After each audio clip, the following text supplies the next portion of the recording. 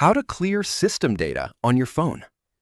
In this video, I'll show you how to clear system data on your Android phone quickly and easily.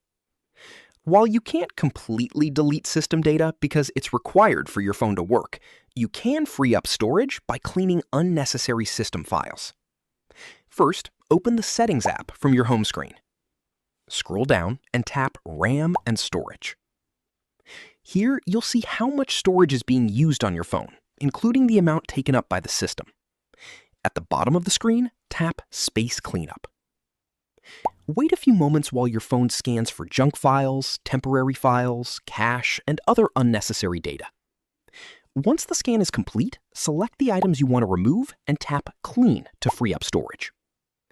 If your phone still shows a large amount of system data, remember that some of it is essential Android system files and cannot be removed. However, regularly using Space Cleanup, clearing app cache, and uninstalling apps you no longer use can help recover more storage over time. That's it. You've successfully cleaned up your phone and freed up available storage. If you found this helpful, click like, share, and subscribe for more such content.